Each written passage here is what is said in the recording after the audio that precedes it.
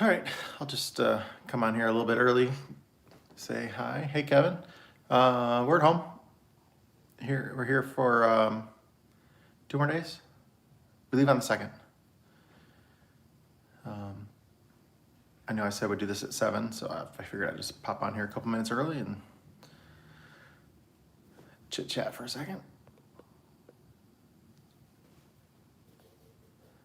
Hey, Brandon. Oh, Tyler is here too. Scott, Michael, Andrew, Lewis. How's everybody doing? You guys excited? We're not going out or doing anything tonight, so we're just chilling at home, enjoying the fact that we're home. We have our other live stream we're going to do tomorrow night on our Patreon page, where Kelly's going to be a part of that. That should be fun.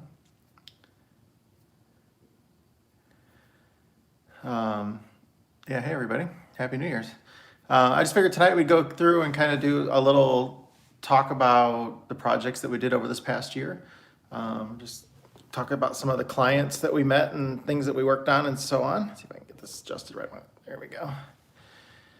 Oh, I know if you saw that thread that I posted yesterday on the community page, asking people to comment on their favorite person, client that we met this year or something. And I would say Phil was the hands down runaway winner of that one. Lance would have come in second there, I think. A few mentions for George as well. A couple for Mike with the Corvette. They scared the crap out of me. We had a really fun year, so I'll wait another minute or two here maybe. Is it even 7 o'clock yet? No? A couple more minutes. Yeah, we'll wait till 7 before I kind of get into it. Sorry about that.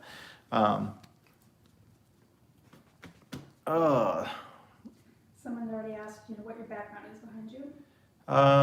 It's a photography background by Serendipity Backgrounds. It's a company my wife used to own, and she sold it recently. Sold most of it.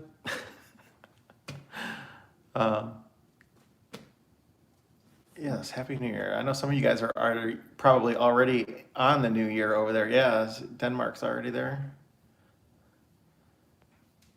I'm sure there's a few from New Zealand or Australia that are on here too. Usually we're in bed and sleeping by midnight, and then we get woke up by fireworks. And our dogs hate the fireworks. We have one dog who really, really hates them. Okay, somebody's already asking how many miles you put on money. I don't know the exact mileage this year. It's over 30,000. I have no doubt of that. It's been a lot. So yeah, I'll take a few Q&A questions as we go. If you're going to ask a question, you do it in all capital letters. That makes it a little easier. Some of you guys could type that every once in a while to remind people as they come in to please do that. But I don't know how many questions we're going to take, or we'll try to keep them in order of what we're talking about. Kind of just go back and talk about the year. How long have most of you been subscribing? If you've been a subscriber most of this entire year, that'd be kind of neat to know.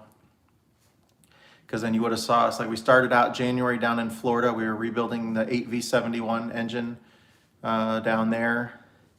And then after that, we went to, where did we go, to South Florida? We went and visited Frank, which Frank has a playlist that's on there. Frank's he's 86 years old. He has a 4104. I go do work for him every single year down there. He's had quite a life. He's an amazing dude. Still drives that bus. He's not a big guy. He only weighs a little over 100 pounds, and he added made it to an air shift clutch on his bus so he could easily operate the clutch. That was kind of fun. Yeah, when we got there and worked on his bus, his flywheel was literally falling off. I was watching it run, and I saw this wobble on the flywheel. I'm like, that's not right. William Oswald, New Year jar. That's more the bottle, right? The New Year bottle. Thank you. Yeah, so anyways, we did that with Frank down there. That was a lot of fun. I always enjoy hanging out with him. Kind of reminds me of Phil. He's a lot like Phil. And he went over some history of his bus. There's a cool video of the history of his bus. It was done by a famous architect and 80s decor. It's really, really nice. Like 80s industrial, I don't know how to describe it. I guess the guy used to design shopping malls, so it's got that kind of a office scene kind of thing to it. It's pretty nice. And then I might skip a few clients here because we went and looked at that 40 or the MC6 that was down there in Florida while we were there. We got to go for a test drive on that. And then I think from from there I can hear the dogs.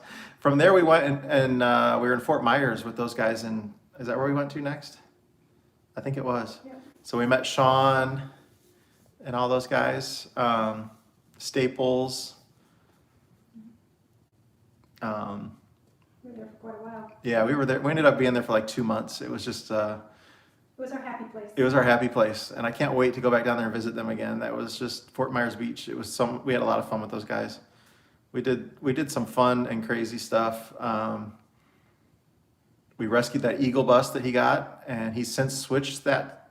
It had that. I don't even remember how many gears that transmission had, but it had the reverse shift pattern on it.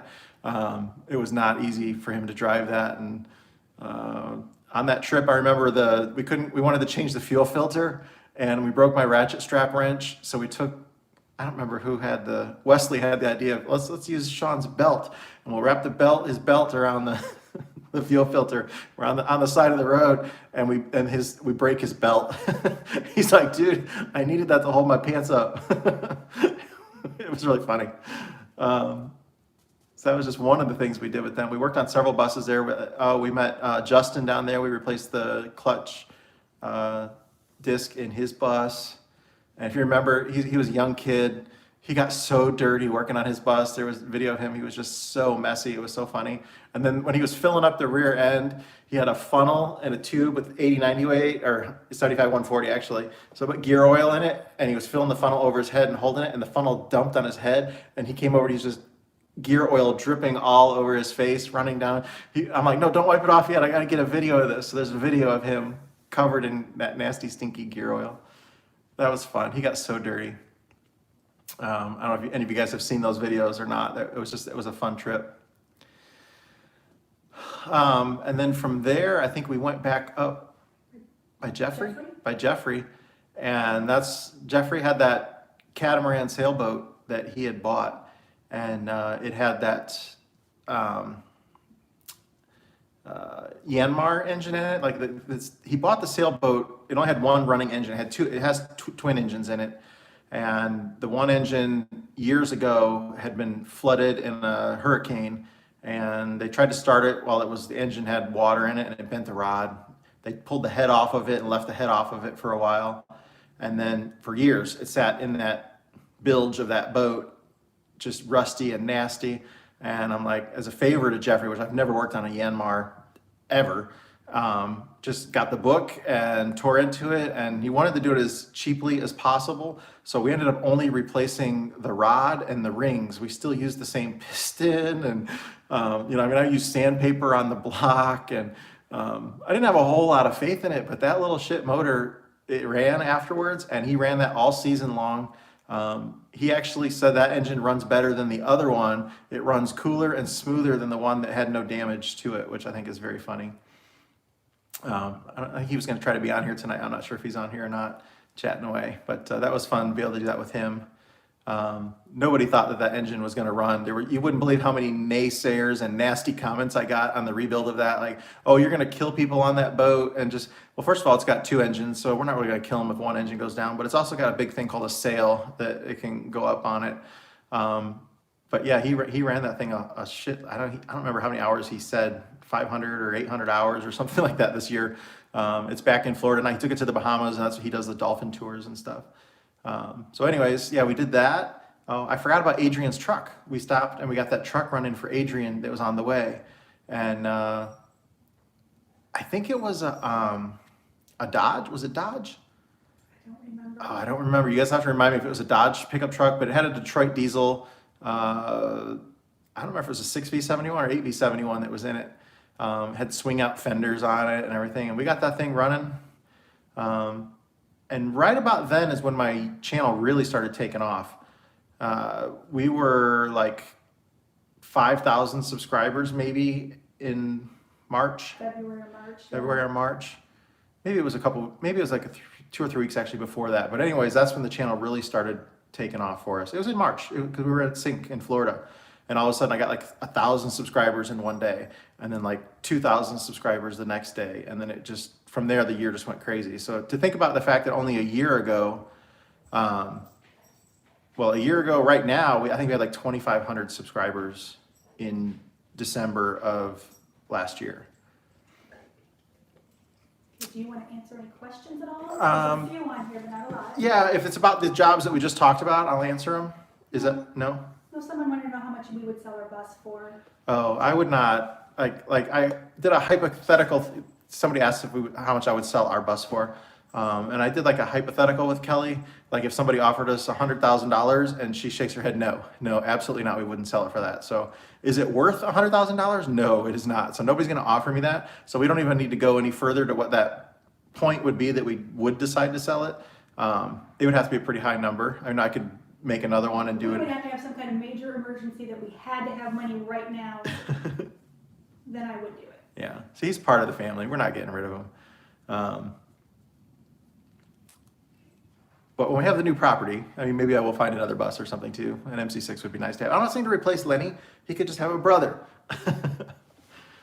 She's shaking her head no. Okay, we're not gonna have that. So anyways, yeah, so that was a fun time. Oh, and then Jeffrey's, that's when I had to replace that pinion gear in one of his buses too, that pinion just snapped off, and that pinion is like the size of your fist. I don't know how, it just broke. So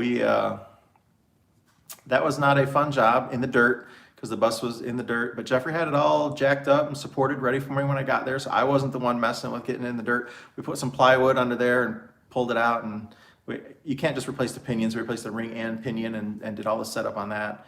And that thing weighs like 400 pounds probably. So if any of you guys have ever swapped a rear end on something, if you've not done one like on a giant truck or a bus, you have no idea how much harder it is. And then actually while we were there doing that, that's when Sean came up because Jeffrey had a bus. He was living on his girlfriend's property there, and he had a bus he needed to get rid of. It didn't run, and he gave it away to somebody, but Sean wanted a transmission. So Sean came up there, and we had like a half of a day to remove that automatic transmission from that MCI 9, I think is what it was, if I remember right. If you haven't watched removing a bus transmission in a half day, it was just a crazy job. It was so dangerous. Like we kept jacking the thing up. It fell off the jacks twice.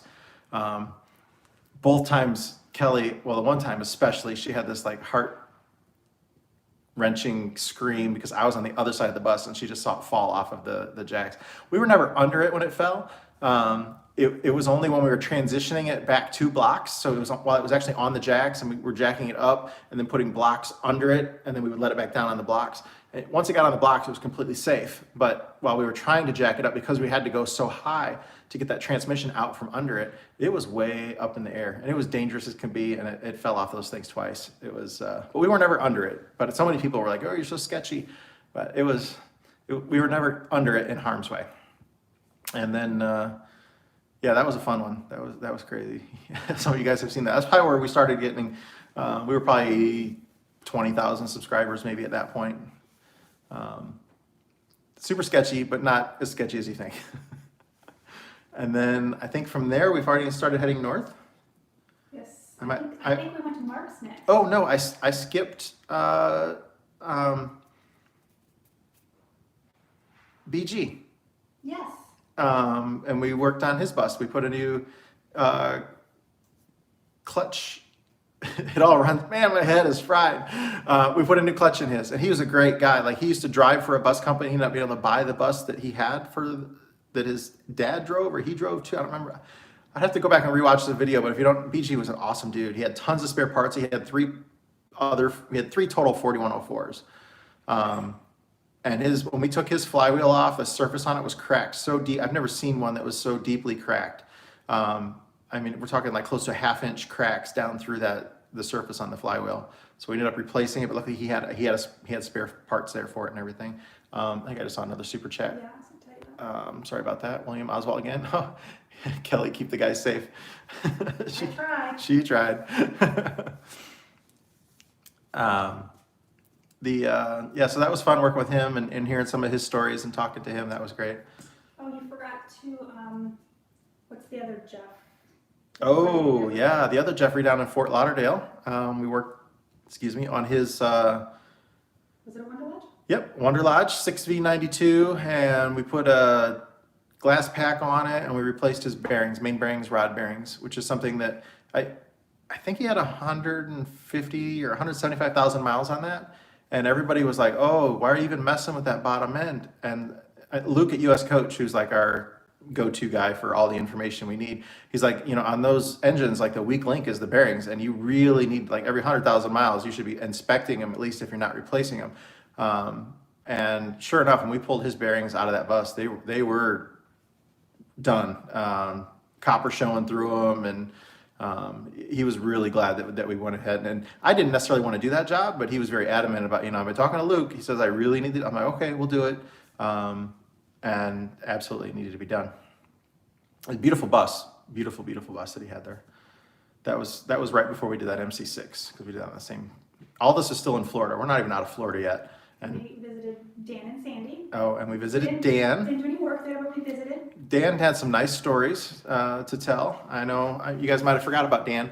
Or if you haven't watched his stuff, his stories were incredible that he was telling about his bus, because he's owned his bus for, 40 years. He bought a 4104 after it came out of service. Like, he bought it from the bus company in, well, you can do my math on this, but what do you say? It was like 1978 or something like that? That's the year sticking in my head for some reason. I could be wrong, but he's owned it ever since then. We met him at Arcadia Bus Rally a few years ago.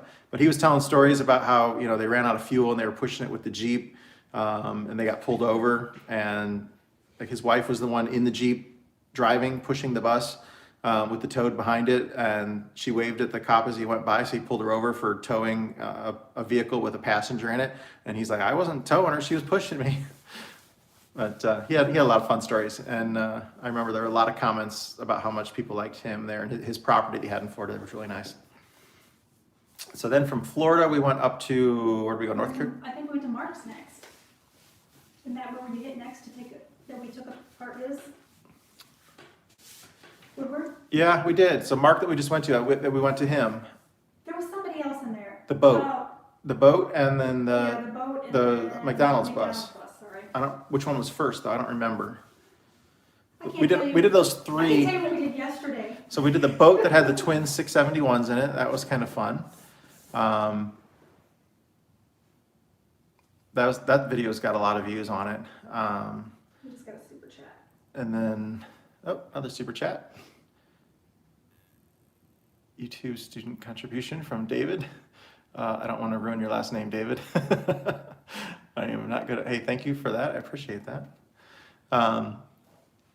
So then we worked on a McDonald's bus. So it was a bus that Ray Kroc had bought for McDonald's Corporation from Custom Coach. And the engine had been changed in it. It had overheated. They put a new engine in it, but the mechanic that did the engine swap died before it got done. And then he hired another mechanic, and that mechanic died before it got done. So then here I am, the guy going to clean up the mess, to finish up what's done. And the two previous guys who worked on it had died, so there was nobody to go to for questions. We didn't know how much had been done, or so we just showed up there, and within a couple of days we had it running, and then back together. I think we were there 5 days. We had to fabricate all kinds of stuff, We and were there longer than that. okay, maybe more than 5 days. I think we were there a couple weeks.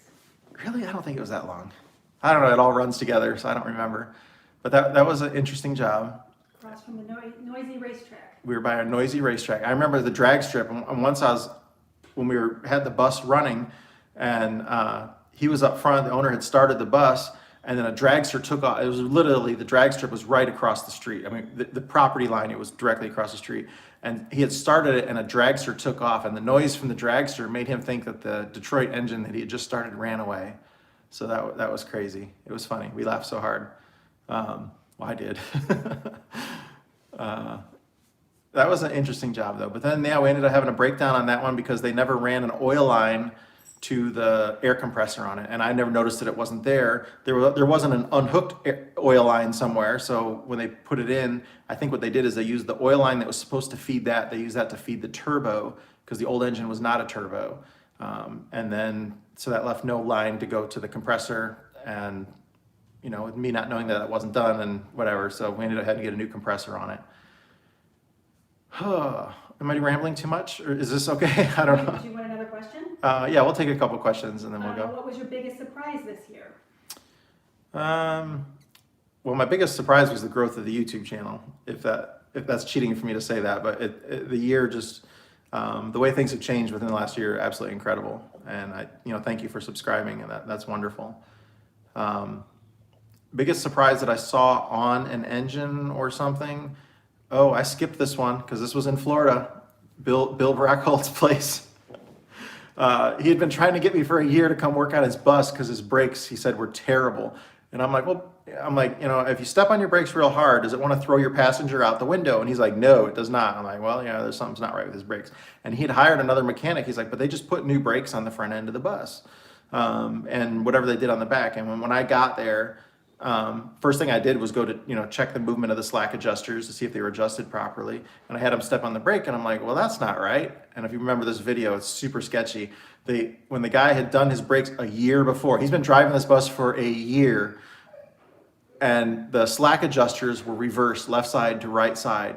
So when it pushes out, it turns one way, which expands the brake shoes into the drum. But they had the slack adjuster, the S-cam, on the wrong side. So instead of expanding, it just did nothing. It just locked itself together, and the shoes never expanded. So he had 0 front brakes on that for a year, driving it around like that. So now his bus does stop much better. There were other issues. The S-cam bushing, or the bushings for the S-cams were shot in the back, and we got those on there.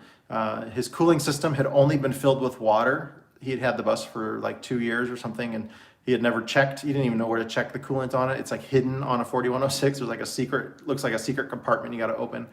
And it's funny, I've come across that several times with 4106 owners that don't know how to check their coolant on there. But anyways, we drained his coolant out. It was just water, and it was the rustiest, nasty looking goop that came out of there. We flushed that thing for like 2 days trying to get that all out of there. But that was probably the scariest thing that I came across with the S-cams on the wrong sides. And then other than that, which I'll get to in a little bit, was the discovery at George's place where they had the completely wrong bearing on the front wheel of that bus. That it didn't even fit on the spindle. Like it was like an inch too big for the spindle, and it had apparently been that way for years. One of those miracle things, right? Like there's no way that would ever work, but it worked. And it was just a matter of the bearing number was a 557S, and they used a 557A. Which I never knew what the difference in the bearing numbers were, but clearly the inner dimension is completely different. It wasn't even close to fitting. Oh no, it wasn't close to fitting, but it was the right, like the number was right, but the letter at the end was what the difference was. So, but we'll get to that one in a little bit because I want to talk about George a lot later. Okay. Hey, there's George right there. Hi, George. Hey, George. George is a hell of a guy. So I'll tell you a story about George. He probably doesn't want me to tell, but I'll tell it anyways. But that'll be later. Another question, are you planning a return visit to Busboys and Phil? Yeah, absolutely. We'll be back up there. It'll be sometime probably, I'm going to say early summer. Normally I would say late spring, but it's probably going to be early summer because it's still going to be cold up there. Minnesota doesn't thaw out for a while. I saw they had a lot of nasty weather this past weekend up there. I think our plan is after this next trip, we'll be back home for the close of the property. Well, we'll be in Tennessee for the close of the property, come back home for a little bit, go back to the property, head to Florida, come back home, and then we'll do Indiana, Ohio. Did you mention North Carolina in there somewhere? Well, that's on the way back from Florida. Got it. Yeah. Okay. Indiana, Ohio, and then after we're done with all that, we'll end up that way from what our schedule looks like. So that's the plan, if you hear.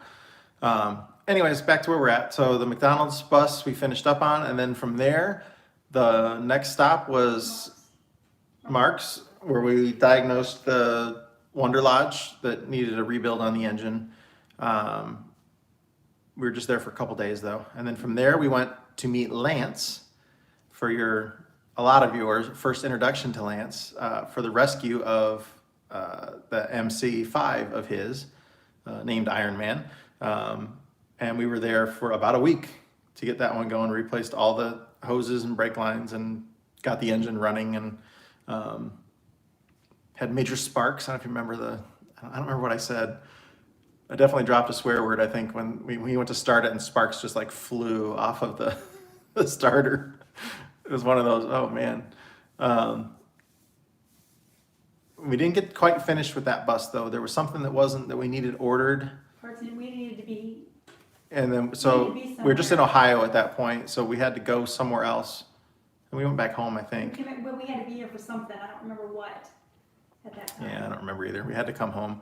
And then we went back to Lance's, to Ohio, and then to get that bus going for Lance, and then got it going home.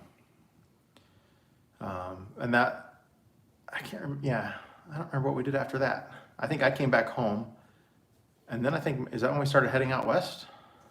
I can look at the calendar. She's gonna pull them up. But that was a fun one with Lance. Lance got to tell the story about how he bought the bus, his first bus, and how we met. Because his first bus had broke down. He took it to a shop that was in Whiteland, Indiana, that sells tires. And I can't remember what else he said. If you remember the story of Lance telling the story, it was great. He paid a ton of money and got terrible, terrible work done on his bus. And I saw him post on a forum that his bus was not right and he didn't know what to do. And I said, hey, look, I'm 20, 30 miles from there. I'll go there and pick it up, bring it back to my house and work on it. And I did that over the next few weeks or whatever. He said it was months, but I don't think it was months. I don't remember being out here for months. Yeah, I don't think so. But yeah, we got that driving, and then I drove that actually down to Tennessee, and then he paid for a rental car for me to drive back to Indiana. We had never met, and this guy just trusted me to go pick up his bus, bring it to the house. That's why his wife was laughing. It's like, who's got it? He's like, some guy. Yeah, so that was a fun story to hear Lance tell it, because it had terrible steering on that thing. I'd never drove something. It literally, if I tell you it had 18 inches of play in the steering, I think I would be under telling you what it was. It's probably more than that once you drive it. It felt like 2 feet of play in the steering wheel. It was incredible. Okay, after that we went to Michigan, Dan. Oh, Michigan. Yep. We went, I knew there was somewhere else we went to. So we went to Michigan. We worked on another Silversides that was up there. And his name was Dan as well, right? In Emmett, Michigan. Yeah, there was Emmett, Michigan. So up north of Detroit there. Yep. And he was the one that his drive shaft had come off, but wedged in the knuckle, and he drove it like 100 miles with no U-joint holding it together. It was just wedged in there. It was completely apart. Like the luckiest thing ever. I can't believe that it didn't just disintegrate on there. But we got him all fixed up, got his bus driving, and then we went and worked on that Scenic Cruiser for a couple days. We went up together It was again. so hot when we were there, and he didn't have good electricity for us, and we couldn't get his bus out of the barn because it had air issues, and he had tons of cool cars on his property and stuff too. I remember that. And then from there, we went up and worked on the other Dan, our buddy Dan, that we try to make it to Dan's place every year. You worked at Worked on his alternator. Oh yeah, he had a couple buses. He had a 4104 that we worked on. And we did the symphony where we had the three buses running at the same time with the engines going, the 671s. I don't know if you guys remember that. I think we called it like the Detroit Diesel Symphony or some orchestra. I don't remember what we did, but it was fun because we had them all three parked together and running. We were revving them up together. That was fun. And then from there we went to Jim Cummings. Oh, and from there we went back down to Jim's place. And he had the Eagle that we ended up putting airbags on because his torch elastic suspension was completely shot.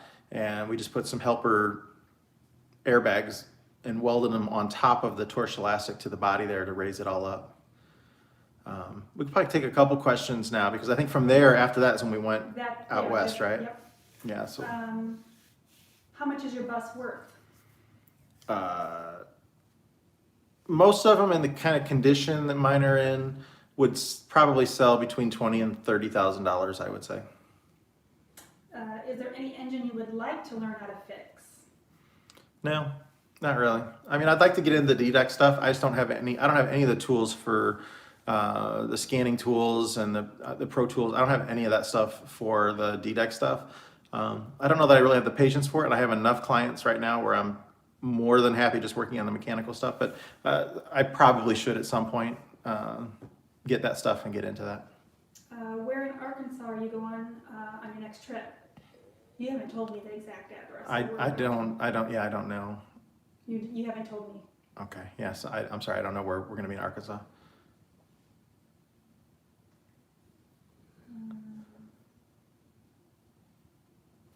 Your son wants to know, when are you gonna build a 453 powered pickup? I got enough stuff to pay for right now, Tyler. Yeah, I don't know when that's gonna happen. Someday we'll do that. After we get settled on the property. Because I got the property, we're gonna end up probably buying some heavy equipment for the property. If I can find like an old bulldozer or something that's got a Detroit diesel in it, that would be really fun. And then I would have that to work on the property with. So it'd be a fun project to work on to get it running and then drive it around and then use it to do some stuff on the property. That would be fun. It has to be stored hidden though. Yeah, it'll get a barn, have to go in a barn.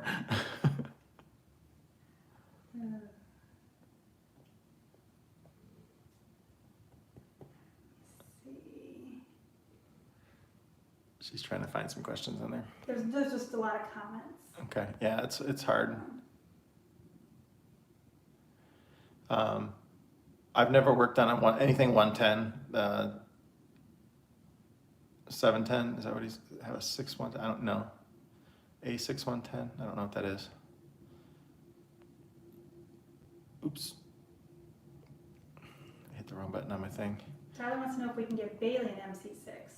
I don't know if Bailey wants a bus. Bailey doesn't want a bus, that's crazy. Not with the dogs. I see Steven's asking there how I like that paint. That Henry's roof coating that they put on, I love it. It's way better than the stuff that I had bought previous to that, which was called Bus Coat, which was, I want to say I paid like $350 for a gallon of it. And it was dull, dirt stuck to it. It sealed fine. It was an elastomeric coating too, but that Henry's is just so much better and shinier and cleans easier. And I love that Henry's roof coating. I forgot those guys did that for me down there in Florida. They just did that for free, and it was a super hot day too. At your new place, will you have room for somebody to just stop by and say hello? We're gonna have some RV pads that we're gonna put in out there. If you follow us or you're members of our Patreon page, that's the best way to really answer that question. That we've released a lot of that information on there, where we have our patrons will be able to come visit us and work on their buses and things like that there too at the property. We don't know that we're gonna just have it open for the general public at this point. Like I won't be showing my address on my videos like I have here at the house. Just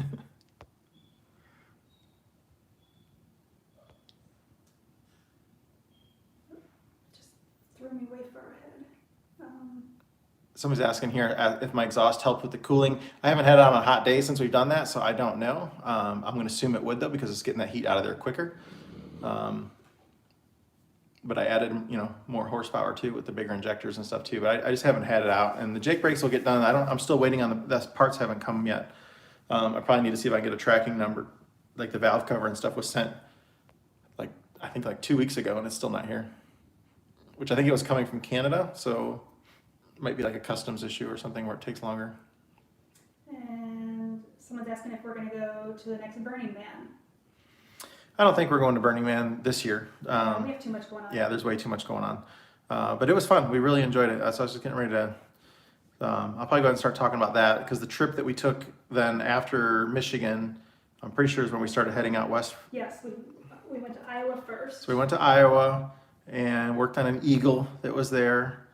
Why are you laughing? Because you can remember stuff like that, but you can't remember something I told you 5 minutes ago. That is true. The funniest thing I remember about the Eagle one is when I was crawled up in his engine compartment running the rack on it, and he had given me his flashlight, and I turned it off, and then I went to turn his flashlight back on, and all of a sudden I hear this zap, zap, zap, zap, zap noise, super loud. And he's like, "Oh, be careful, that flashlight's also a taser." And here I am all hunched over, bent over in the engine bay trying to turn on his flashlight, and instead I'm making it a live taser. I thought that was hysterical, and luckily it didn't zap me out back there. It looks like you have another A super chat, Simon. Vegetable. Hey, thank you so much. He's a #1 fan. Appreciate that. So that was just one thing that I remember about that trip that was kind of fun working on that one. Then from Iowa, it was a long drive. Montana. A long drive Swan Lake, Montana. to Montana. Way up there. Yeah, and that driveway of I think Larry was his name. That driveway that he had was crazy steep. That bus was a beautiful bus, had been sitting for years. They used to use it, and then his wife got ill, and she couldn't get in and out of it anymore. And he ended up selling that. We found a buyer for the bus. Probably the most memorable thing on that was him wanting to go super fast on the test drive with that bus with these really sketchy old, 30-year-old tires. And I'm like, please no. We left from there. I think we went to Portland Yep, we went to go visit Meg. and visited my sister for a few days. And then from Portland Scott. to Scott's. I guess I forgot the whole part where we rebuilt my engine in the street.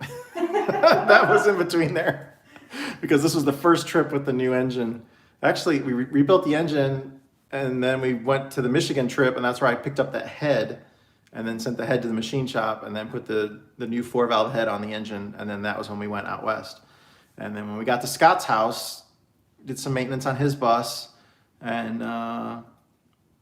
was getting ready to just move the bus, just do some light maintenance on it. I was gonna, change my fuel filters and just piddly little things like that. And I started it, and I saw this cloud of smoke come from the back, and I'm like, that is not normal. This bus does not smoke.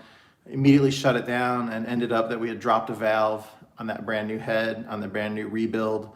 It was $450, I think, on a Friday. Like, no way to get any parts or anything like that. And just thought, oh man, Burning Man was like 5 days away or something like that. I don't even think it was 5 days away. I think it was. Was it? Yeah, because It was we had close. another stop. And we had like $5,000 invested already in going to Burning Man. So like missing Burning Man was gonna really hurt if that happened.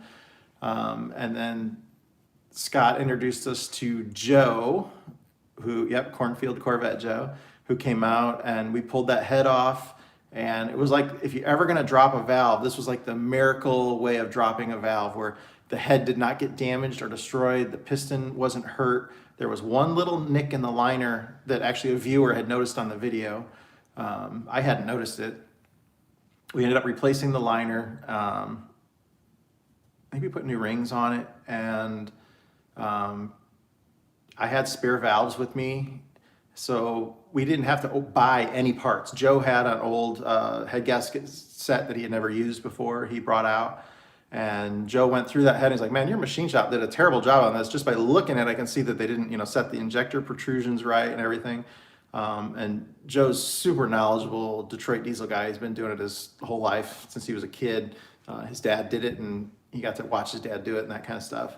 And just meeting Joe, that was like probably the most fun person for me to meet of the year. And he didn't charge us any money to help us do that. And we had that thing running by Sunday night. We were on the road Monday, I think. We had a little issue where one of the fuel lines didn't get put back on tight on the head. So we got about 30 miles down the road, and we had about an extra 3 gallons of diesel fuel in the engine oil. Scott came out and helped us again. The whole time, Scott let us pull the bus into his barn, and he really helped out. And it was just the whole time with Scott and Joe. That was to have a breakdown. I was never even frustrated about it. And yeah, that was Joe that signed the valve cover on there. And so then we ended up going down to Joe's house because that was on the way to where we were going to Burning Man. And Joe ended up rebuilding my Governor because he's like, your Governor is really, I've never seen one worn so bad. And he's like, I got all these extra parts from the 92 series I can put in there it'll really wake that thing up. And then just hanging out with Joe and learning that stuff about the Governor. I knew how to adjust the Governor and I understand how they work, but I never had the balls ever to start cutting stuff and grinding stuff. And it was fun to learn and to go through that stuff with him. I said, just got another super chat here. Blimp Commander. I might need to let Clyde out. You were joking about a runway on the new property, but did I hear you say that you flew at one time? Yes. Yeah, I have a pilot's license and about 600 hours. I've talked about that a few times before, so I don't want to get too much into that right now. So leaving from Joe, that's when we went down to Mark's place. And Mark Martin, Sam Elliott looking guy, and he had that old pickup truck, farm truck that he had got, and we went and got that thing running. It had been, I don't remember how many years, 30 some years or whatever. I think 1993 or 1996, I don't remember what the license plate was. It hadn't run in a long time. But we got that thing running. We were like there like 4 hours. I think is what it was. 4 hours working on that day. Got that going. Went from there to Burning Man. I was pretty much out of touch the whole week at Burning Man. I didn't have internet there. Cell phones didn't work. At least a week into it before I was even able to check my email.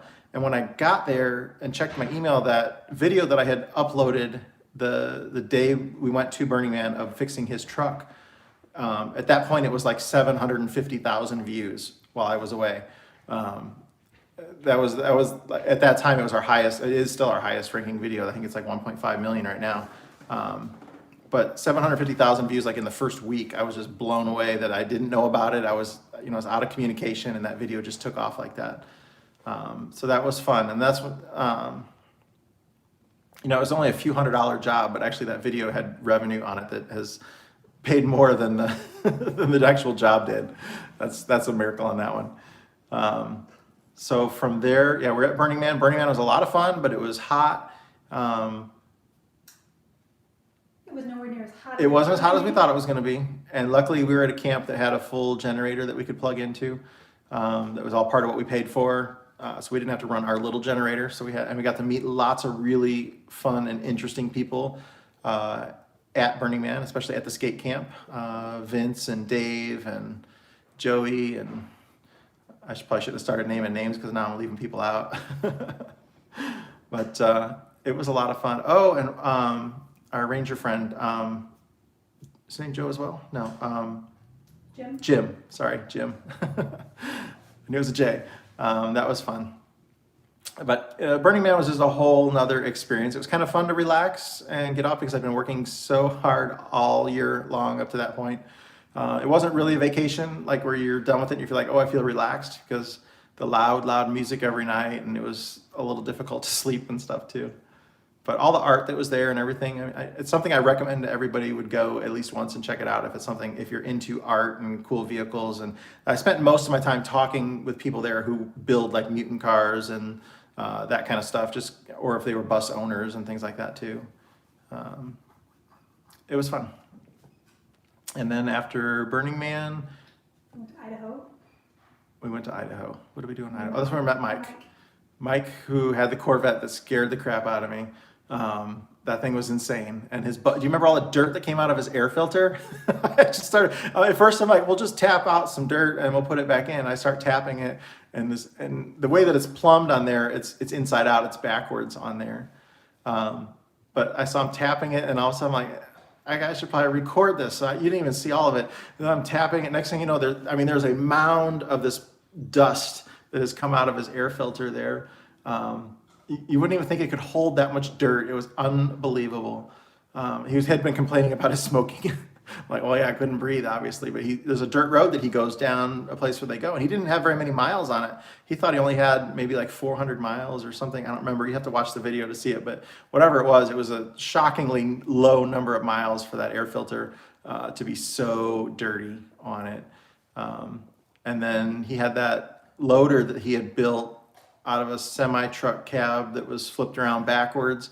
So it literally drives 70 miles an hour in reverse, which he tried to show me while I was hanging on to a ladder on the side with one camera in one hand and then holding on for dear life with the other one, going backwards. It was just crazy.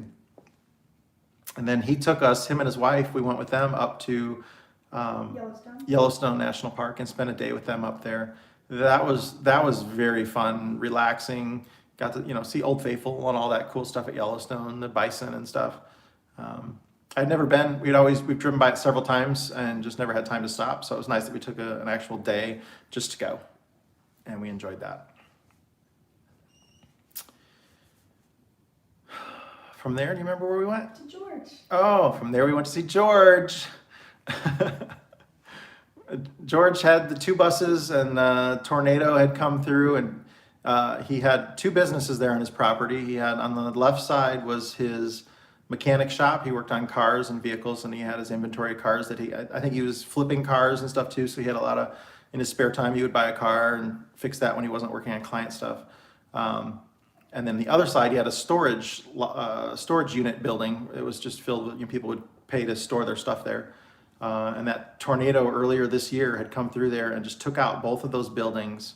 And the buses were parked between them and just got messed up. But luckily his better bus, they're both not parts buses, as George calls them.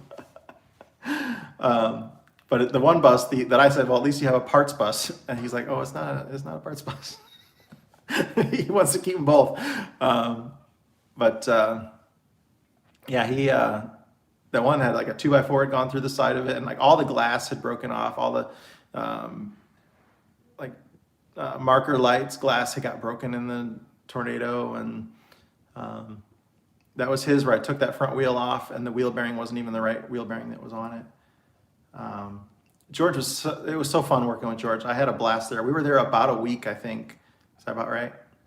Sounds right. The weather was nice for most of it. I don't even think it rained. I had a little problem with my bus. I noticed coolant leaking from my water pump and ended up replacing my water pump while I was there. And then, yeah, George, he's still on here, right? He's watching. So I'll tell you the story, George, about when somebody came up to help you up the hill right after the tornado, because I think it's a great story. Is that okay to tell that story, George? Maybe I'll wait for him to answer. Because I think it's a neat story about George's character.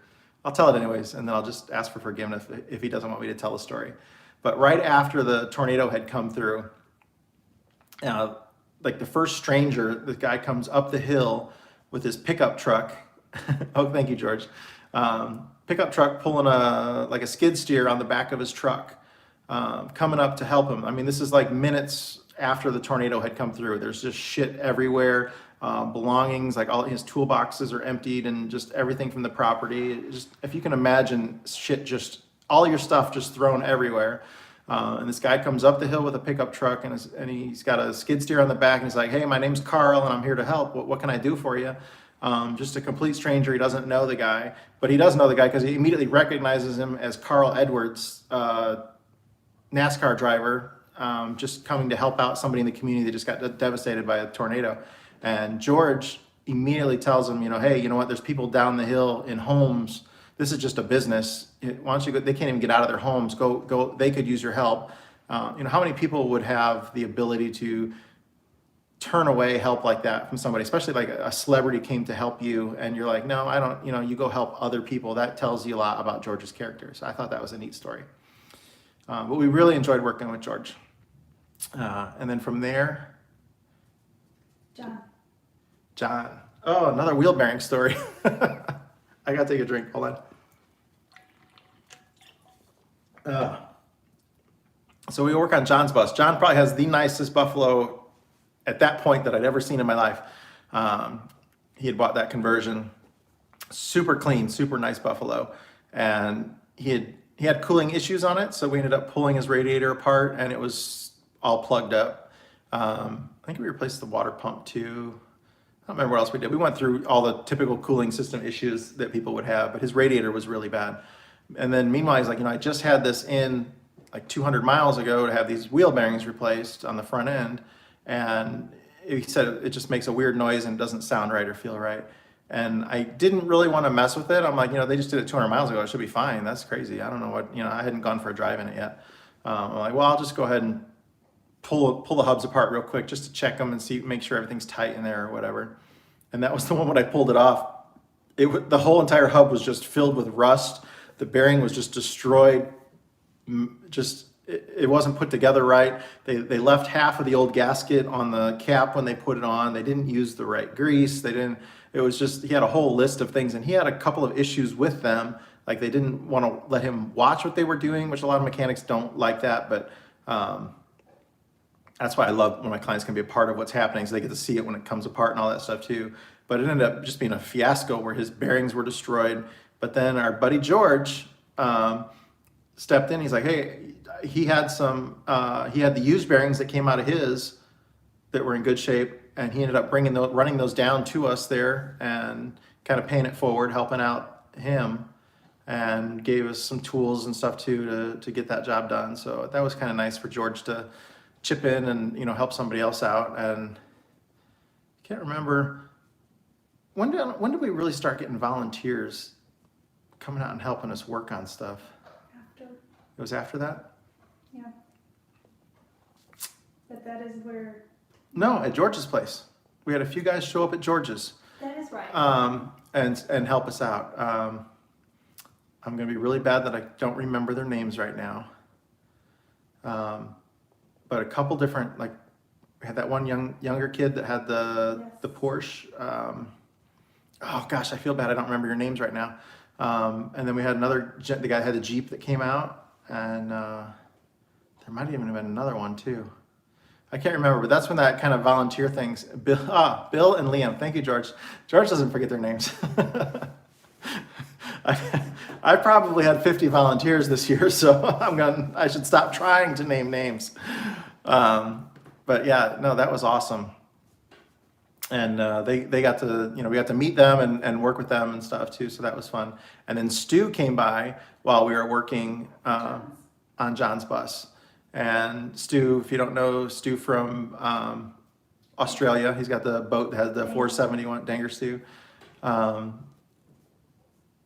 So yeah, he came and then we got to teach him how to drive our bus. So he's got a YouTube channel where he's got like 100 and, well, at the time he had like 120. I think he's got like 100, close to 140 now or something like that. But yeah, 120,000 subscribers at the time. And so we taught him how to drive the bus. That was kind of fun. I had never taught anybody how to drive my bus before, other than Tyler had drove it. But up until that point, every other person that I'm aware of who ever drove my bus is dead, besides me. So now there's three people alive that have driven the bus. Maybe that's too morbid. I'm not driving it. So we left John's. We headed to St. Charles, Missouri. St. Charles, Missouri. Yep. Mike Wall. So I don't remember what you did there though. that's the one where we stayed right on the Mississippi River, right? Oh, yes. And it was an MC7 maybe? I don't think it was a 9. I think it was a 7. Had some airbag issues, and I think we did a tune-up on the engine and a few other things. I can't remember exactly what we did. But the thing that really stuck out the most to me was that the front of his bus had been locked before that place got flooded. He drove it to a truck stop down the road because where he keeps it at got flooded real bad in the spring. And a tow truck company, like, he left his name and his number and everything with the truck stop where he was at. So they had all of his information and everything. Meanwhile, while they're waiting for the water to recede, they decide that the truck stop, they're going to have his bus towed out of there. Don't even contact him, say, hey, come remove it or anything. And the tow company took a sledgehammer to the front of his bus to get the lock off, to be able to get in the bus to whatever they need to do with the steering wheel or whatever. And just destroyed the front of his bus with a sledgehammer, which makes me not like some tow companies. I can't remember what else we did on that one, but we were only there for a couple days. Day and a half, yeah. Yeah, and then from there, I think we came back home from there. We came home. And then after that is when we went to Blytheville? Is that? BusCon first. Oh, went to BusCon in Indianapolis. Check out all the new buses and something I've been doing for years, going to that. That was fun. And then from BusCon, I think we went to Blytheville then. And Tyler went with me on that trip. And after Blytheville, we were going to go just do a couple little things on Lance's bus for him. It was going to be just a quick trip going over to Tennessee. So we show up at Lance's, and he's like, we're just basically getting, he had a DOT inspection done on the one bus, and it didn't pass. Just a couple little minor things. So we were going to go through and do that, and then get his other bus ready for DOT inspection, because they were going back into commercial service. So we just start doing these couple little things. I just got a wheel seal leak, so we replaced the seal and everything, and then another wheel seal leak, and then another wheel seal leak, and then another wheel seal leak. All of his wheels were the seals. I'm pretty sure we did all 4 hubs on it. And then there's like a leak from the transmission on there, and I'm like, well, that's weird. And I grabbed that transmission and grabbed the drive shaft and it moved. I was in the transmission, and I'm like, yeah, that's not right. So we pull that off there. We go to, I'm thinking it's just the end play in the bearing in the transmission. We'll get it adjusted and it'll be fine. And then when we pulled that out, just chunks and pieces of bearing just fall out of the transmission on there. And that became the official Hey Lance. If you don't, and we have the Hey Lance t-shirt and everything because of Lance tells the story about you don't want to hear Scott come up to you and say, Hey Lance. Just every time he says, Hey Lance, come on, I'm gonna show you something. It's really expensive. And he had been wanting to put an automatic transmission in that bus for years. I had been collecting parts to be able to do that for him. I had a flywheel and an adapter ring and just a few extra special things that we needed. I don't remember.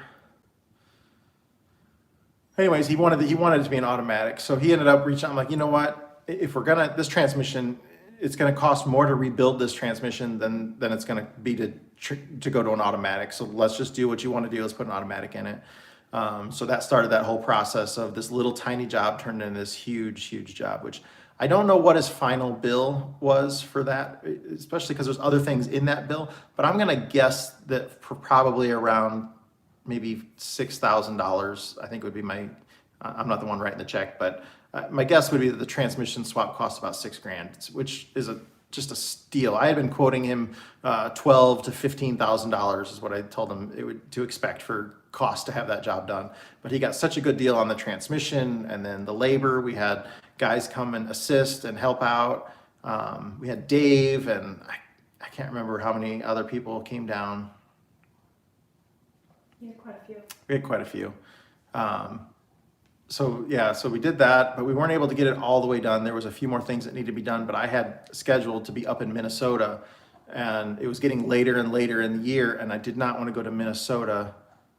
No, I had to go to Sages first. Yes, Sage was next. Sage was the next one. That was going to just be a quick, like a 1 or 2 day, resurrected bus that's been sitting for a few years. So we left Lance, and we're going to go to Sage, and then I'll be 5 back or in. 6 days. Yeah. So we go to work on Sage's bus. That's when we noticed that was that pre-war silver size that had been sitting forever, had been through a flood. The rear engine mount ended up being broken on it. It needed some serious rebuilding work back there. A bunch of people were like, why are you even messing with that bus? You just need to scrap it. You're just losing your time and all that stuff. Which actually made me mad. I don't know that I ever got really mad about anybody making comments on the videos most of the year. But that particular video just really burned me by all the people that were like, that thing should just be destroyed. And that's so not what we do. And it wasn't unfixable. I mean, what was there was very fixable, and like we can get it done. It's going to cost a little bit of money, but this thing deserves to be saved. It's just, one thing after another, but they weren't huge issues. We didn't get it all the way done. Sage had to be somewhere on that following Monday for work. So he was done. And we needed to get up to Minnesota. So we left Sage, said, hey, we'll be back in a few weeks. Go up to Minnesota. You guys get to meet Phil, who clearly is the hands down winner of the most popular person that we met this year that everybody loves. I just saw a super chat from Mark on there. Hey, thank you, Matt, or Mark, I appreciate that. So we go up to Minnesota, you get to meet Phil, we work on that bus. That was a challenging one.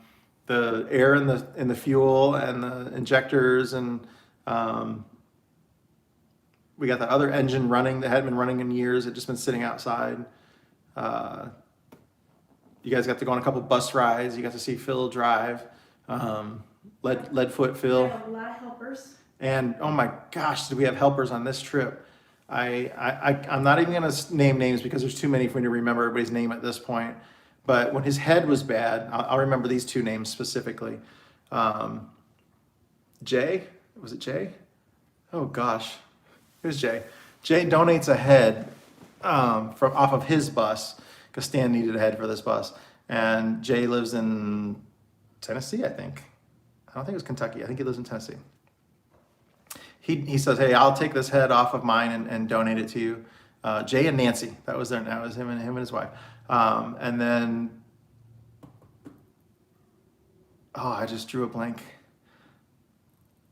Oh, what was the guy's name that drove it all the way?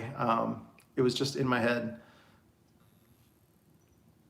I can't remember his name. Shoot, I'm so sorry. I feel so bad. It's not Lee. Somebody, maybe one of you guys will remember his name. I feel so bad I can't remember it. But he hops in his car and he drives that thing all night long up to us up there in Minnesota to get us that head. And then we went through the head. Is it Lee? Is his name Lee? I was thinking it was Lee, but I think it you're is saying Lee. no. I think it is Lee. Gosh, my brain is just scattered. And then, yeah, all those helpers that came out just to assist and it was like a marathon of work, and it was so much fun working with everybody. We really did have a blast. I got another super chat from William Oswald. Phil could be the bus driver in, he's saying Speed 3. Probably. Oh, it has to be R-rated, man. You guys, Phil dropped a few F-bombs driving the bus. That was funny. He's like, can you please take those F-bombs out? I didn't mean to say that. I'm like, They got the mostly censored film. yeah, you guys did get the censored Phil. He's awesome. But he does have his own channel, Old Busman Phil, if you're not following it. We'd like to see him get to his channel to get monetized for sure. I think he's like 600 something subscribers right now. I was never scared riding with Phil. No way. And then while we were there, we got to work on Taylor's bus, where I decided to school Taylor on how to drive his bus. That might be the most I've laughed all year long, was driving Taylor's bus. Where I'm like, he's like, I can't figure out how to downshift in this thing. It just doesn't work right. And I'm like, well, you're not doing it right. So I hop in his bus and I drive this Silver Sides all day long. I almost never grind a gear. If I do, it's just the tiniest little grinding. I hop in his bus and oh my God, was I just grinding away at anything I tried. And then once I started laughing, I couldn't stop laughing. And it was, to me, it was hysterical. And I couldn't believe, a lot of people who weren't really subscribers of the channel, like that was their first introduction to us. So there were a lot of nasty comments on that video where like, you drive that bus terrible, you're grinding everything. Like I don't know what I'm doing. Like clearly it didn't look like I know what I was doing. And I left all that stuff on there because I'm like, whatever, but they didn't end up subscribing, I don't think, to the channel because all they saw was some guy who was trying to teach somebody how to drive something who has no idea what he's doing. I just thought it was hysterical. But I did get better at it a few times. I'm like, I just got to pull over and stop. But yeah, the clutch is different on it. The shifting linkage is different on it. It just everything, I drive my bus by feel. So the RPM, the way it sounds, the way it feels. And then with that being totally different, it was hilarious. And then poor Sage's wife saw me drive that bus. And then she was like, is he going to teach you how to drive your bus? No, she didn't want him to. So anyways, that was fun. You want to do a couple more questions then? Because from there we came home. Okay, yeah, that's fine. We'll take some more questions. Scott, do you plan to move to Tennessee permanently? Yes, we will not be residents of Indiana anymore. I technically haven't lived here in years anyways. We've been on the road so much. But my daughter's getting married in the fall, and since she does, she lives in our home with her fiance. So when they get married, then I'm going to sell the house and be done with it. But until then, we'll keep a roof over their head.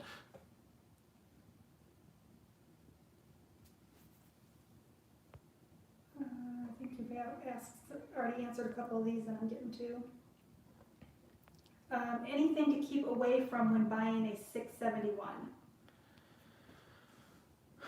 Anything to keep away from when buying a 671? Not really, because they're pretty easy to rebuild. Obviously there's a lot of, I don't know, nothing. It would take a lot to scare me away from one. So, but how much work do you want to put into it? Is it smoking real bad? Does it start when it's cold? That kind of stuff. That would kind of be the normal things to look at. You don't want to have, coolant in the oil, that kind of stuff. That's just going to get expensive for you. Will you be in Arizona in the foreseeable future? We were supposed to be in Arizona on this next coming trip that we're leaving on tomorrow, but we're not going to make it that far this time. We've had several people that canceled, and it's just not going to work with our schedule. And I don't know how this year is going to turn out now, just because everything that's happening. it's a long way away. So I can't answer that question right now. Is there any Amish in Tennessee? Yes.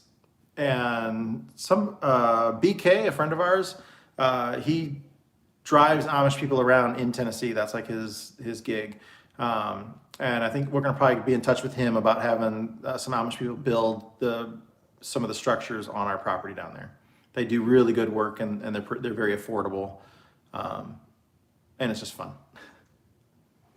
Where in Tennessee is the new property? We'll never tell. Yeah, it's west of Nashville, less than an hour.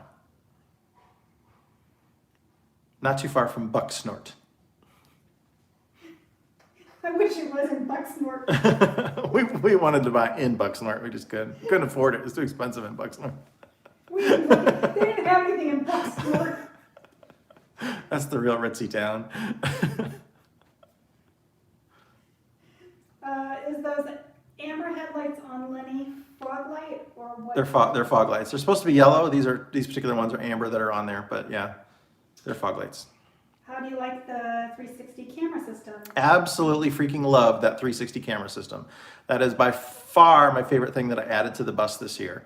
The views that I get from that, parking, backing up, going anywhere, I love that 360 camera system. It'd be really hard to hit a mailbox like Sage did with that. Nice. I'm sorry, Sage. I'm just teasing you. Already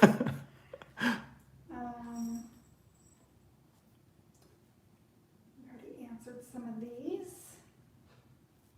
Well, let me. Are there any drawbacks from installing Jake brakes?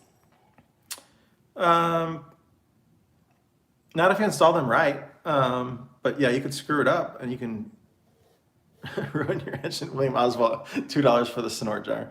Nice. Someday we'll own property in Bucksnort. Even if I just get a P.O. box there.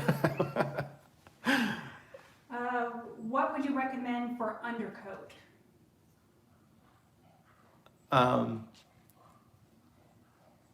mean, I just use the off-the-shelf stored junk, the rubber under eyes coating, the rubber coating. That's what I use on my bus.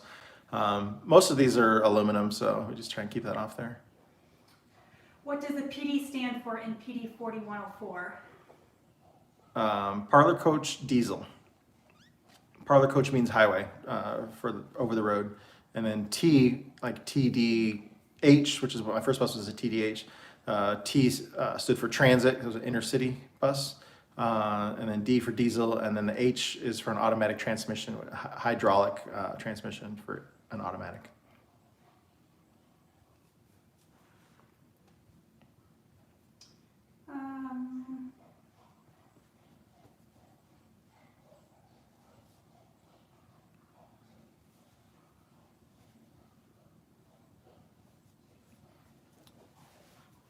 You want to go on? I'm trying to. Okay, yeah, well, I saw somebody just said, tell Kelly to get in. Kelly's gonna do a live tomorrow night with me on our Patreon page.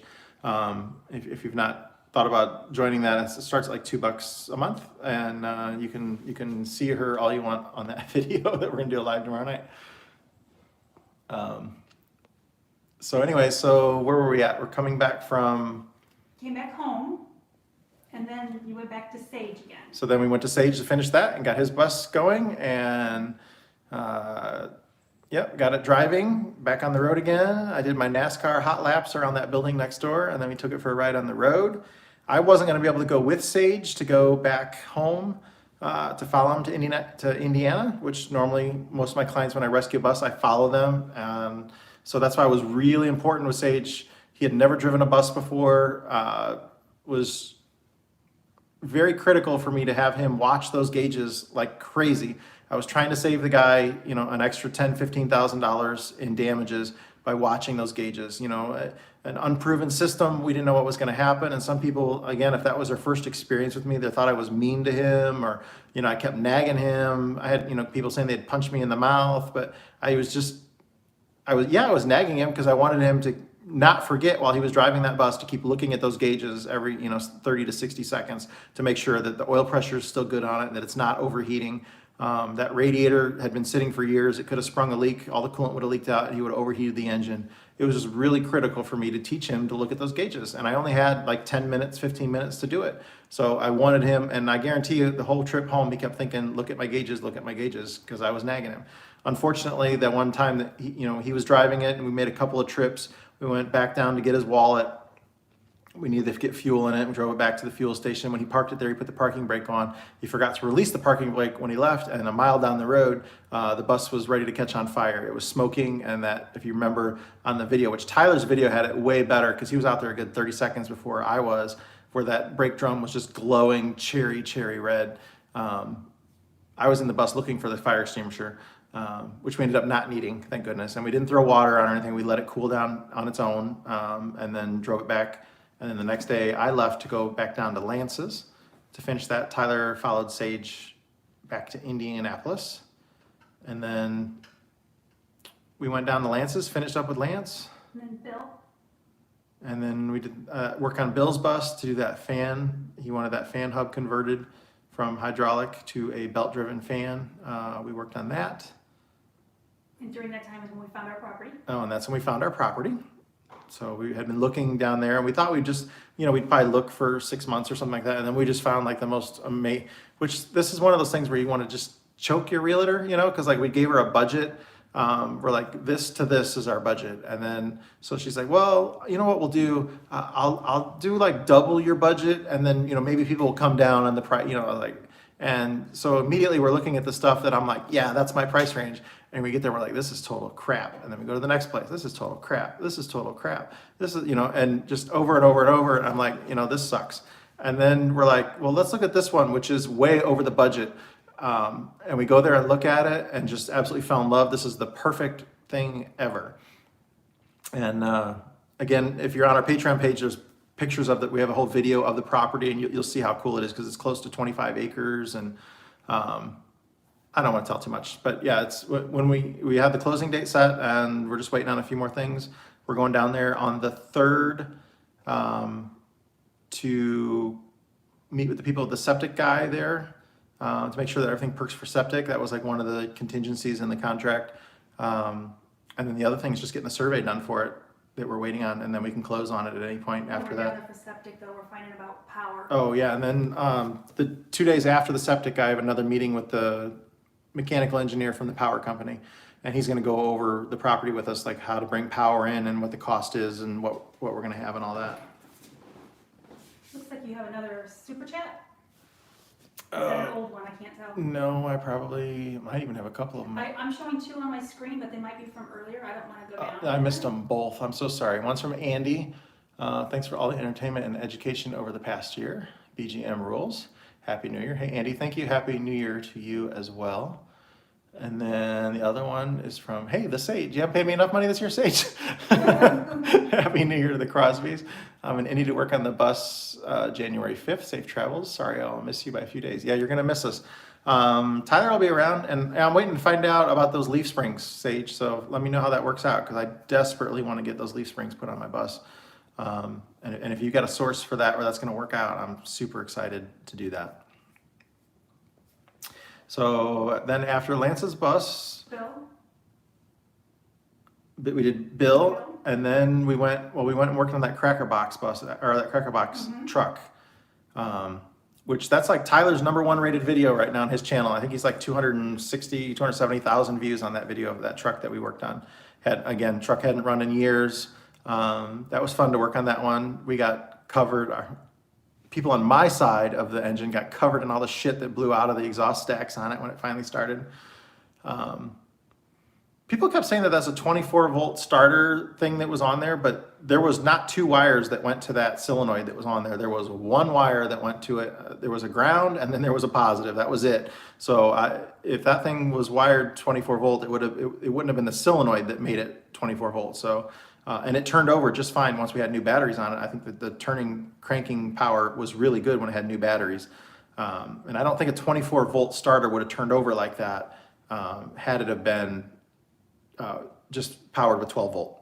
I don't think it would have. I mean, I could be wrong, but I don't have the manual for it. But once we did that, it was fun. And then, yeah, we had the solenoid stick on that, and I had just put a wrench on those batteries, and I laid the wrench right on the the battery box in case I needed it quickly. And then I guess the wrench fell off of the battery box. Tyler saw it on the ground, so he put it in his pocket, and that's when he went and walked around to the other side of the bus. That's when the starter solenoid stuck on, and I was trying to disconnect the batteries on it. I'm like, where the hell is my wrench? It was just here, and it's not where it's supposed to. It was in his pocket, and then the owner came walking over with the wrench for me to disconnect that. That's probably the most mad I had been at any point throughout the year. I was like, what the? And then from there, I went back to Lance's and finished up a couple of things. Oh, yes. Yeah, and then from Lance's, we went to Ohio to work on that 4104 of Mark's that had been sitting for years, which I forgot. I had stopped at that on the way back after Sage the first time and got it running. And then the previous owner said the airbags were bad on it, and that's why it sat. And it turned out it had nothing to do with airbags. It was a brake diaphragm. It was like a $3 part or $6 part or whatever it was. And we got that bus running, and Mark was hilarious because I guess he thought we were going to work on it for a few days and get it road ready and all that. And I'm like, man, we got it. It aired up. We set the brakes on it. Let's go get new tires on it and then drive that bitch home. He's like, okay. And it ended up being dark and raining, and he couldn't see anything, but he didn't want to be the one wussing out on us not making it home that night. And I didn't know that he was having a hard time seeing. It was just, we all laughed about it a little bit afterwards, and then went back to his place and then worked on rebuilding the engine in his 92 series. Mostly got it done. We didn't have the right turbo at the end. Had lots of volunteers, lots of help. And that was another really fun job. And then Mark being a former, Elvis impersonator and having all those cool Cadillacs, and just all around cool guy. All of my clients this year were super great people. 99% of my clients this year were super great people. It's probably actually a slightly lower percentage than that because I didn't work on 100, but You had 45 clients this year. 45 people that we worked on their vehicles this year. Yeah, that's a lot.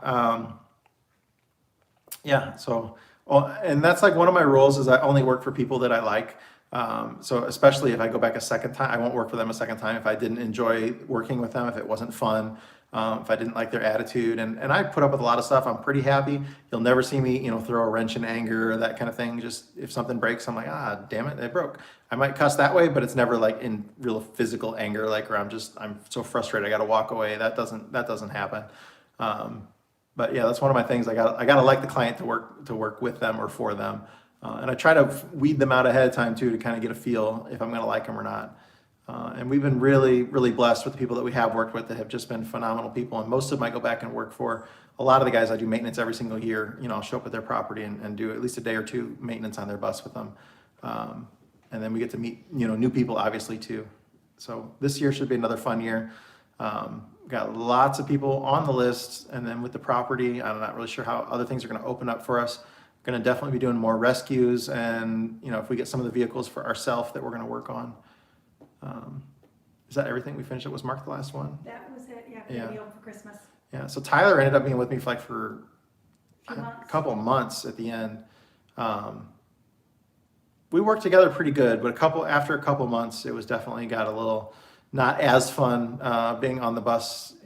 Imagine working together and then living in a tiny little tube together the whole entire time too. So Mark would work, not a wimp, LOL.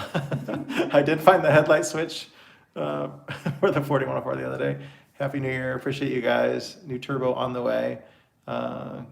Cold Moxie waiting for you, Tyler. Yeah, Tyler, I'd never drank Moxie before. If you've never heard of it, it's if somebody made like Dr. Pepper that tasted like crap, that's what I think Moxie tastes like. Tyler liked it. I didn't care for it. It had a really weird taste. But I guess that's just, it's like people either love it or they hate it. It's not root beer, but it's a root-based product, or it's very funky. I did not care for it. Mark likes it. Tyler does too. Do you want a couple more questions? Yeah, we'll or- go. I'll take questions now. We'll try and go through them. It may be easier for people to just start post. I've got. You got one, some? yeah. Okay. What is the story about the name on Lenny's valve cover? So that was Joe, the guy, the Detroit diesel mechanic that helped me when I dropped the valve, who came up with the parts and volunteered his work and gave me the knowledge to go through that head and set that head up right with him. hand in hand, and then he rebuilt the governor on it and just woke that thing up. And that was Joe. So he's the one that signed that and did that. Will you visit Danger Stew anytime in the future? Love to go to Australia. Don't know when it's going to happen. My schedule is so screwed. But if we go to Australia, absolutely, we're going to meet up with Stu. What happened to the dual boat engine yacht? The dual boat engine. Yacht. That's what it is. She's still working on it. I think it's still in the water. So she had a company come out and they scraped the bottom on it. She said once they did that, the boat actually sits like 2 inches higher in the water. That's how much shit was on the bottom of that boat. And I'm gonna probably not use the right word for it, but the ports or whatever that are under there that take up the water were completely sealed over, which we knew that. I mean, I wasn't there to work on the sea systems on it. I was there to get the engine running. Anybody can come in and work on that. You know, that's what she needed, somebody with the expertise on to understand the Detroit diesel side of it. The other side of the cooling system, that's all standard stuff where anybody could get in there and do that. And we, replace the impeller and get in, make sure everything at the bottom, we needed to make sure that the water was able to flow through and everything. I wasn't worried about that stuff. That's why we didn't run it very long, because we didn't want to overheat it, but it had coolant in the engine. We weren't risking doing any damage to anything, but we weren't going to run it long enough to get it hot. So we got the engines running where she can go out there and start them at any time. And then she was going to have people come out and do that. I'm not really sure. I posted links to her YouTube channel. Bueno Ventura Life, I think, Yeah. is what the channel is. I believe so. But I haven't had time to watch anything lately, so I don't really know exactly where she's at. But I think it is still in the water. And when the divers were down there, they said it's a good thing you didn't try to drive it, because neither the propellers were attached properly either, so they would have come off too. Is there any volunteering? Wait, is volunteering a logistical problem? Volunteering is not a logistical problem. I love for people to come out and help. And again, it doesn't serve me specifically a benefit when they do it, because it's going to cut down on the amount of hours that I'm able to bill my clients. But I'm not concerned with that. So have somebody there to help, to learn, they're really helping our clients out. Mark had, I don't know how many hours, 60 hours of free labor or more, probably 80 hours of free labor.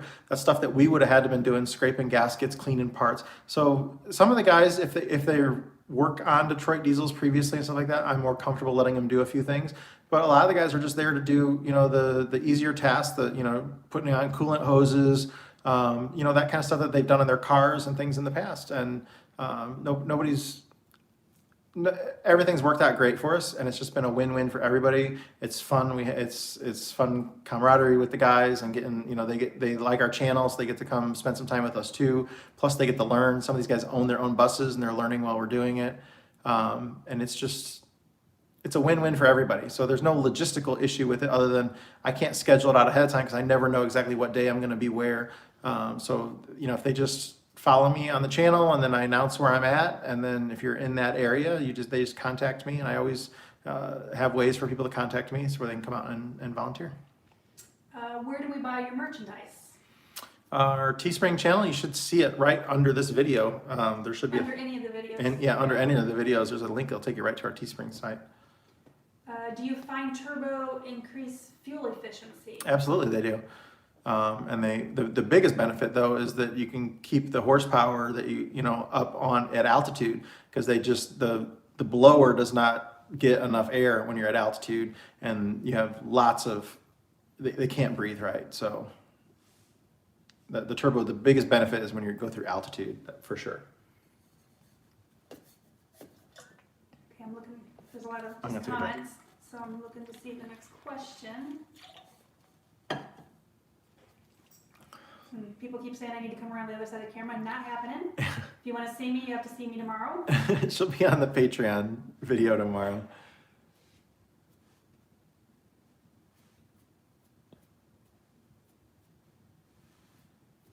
Why do you guys think you want to move to the south?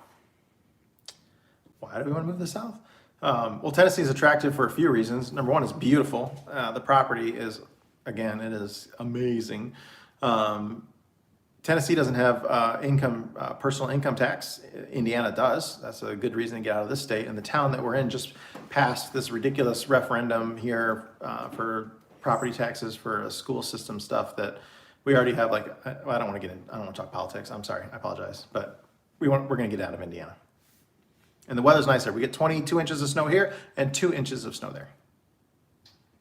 Are you going full-time with Lance then? No. I will not be going full-time with Lance. I'm sure occasionally we'll work for Lance, and Tyler's going to maybe do some work for Lance too, like, or maybe Lance will have him on retainer or something. So he's not full-time with him, but if Lance needs him right away, then he would be able to be there to service Lance. Sorry, it just threw me ahead.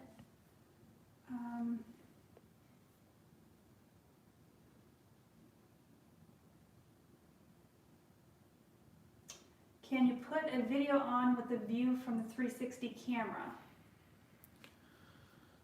Don't you have that? Yeah, I have that. That's on the installation video of that 360 camera. I show all that. I love that 360 camera. So it's from REI. There's links on the 3D 360 camera install video. And then they offered a coupon code. I posted in the description of that as well. They had a really good deal. It was like $350 off or something like that. I think it's a phenomenal investment to have for your vehicle. The first time you hit a pole somewhere that you didn't know was next to you and you bash in a bay door, that camera system paid for itself. And just not knowing that is amazing. Oh, William Oswald. Swear jar for stupid tax, LOL. Could you add all FAQ videos, etc. on a playlist? They're hard to find. Yeah, I need to go through and do a playlist for all kinds of stuff that's on there. I just haven't had the time to do it, but I understand, especially when somebody wants, if they haven't been I guess I'm uneducated on how to do the YouTube stuff. So everything exploded this year, and I've been working so hard, I hadn't had a lot of time to focus on that side of the structure of everything. So, I mean, I apologize for that. It's like the way that I shoot everything is I assume you saw yesterday's video and then now you're watching today's video. And that's great if that's what you actually did. But if you're coming into it later, you can't go back and find that one from the day before. It doesn't go with it. I try to name them, at least I got to the part where I was naming them, day 1, day 2, day 3 of the same project or whatever. But I know I need to go through and get all that stuff in playlists, in order, and do all that. And it would help people understand things a little bit more too, because they don't see what was done the day before. And especially like some of the videos, like day 1 will have, 300,000 views.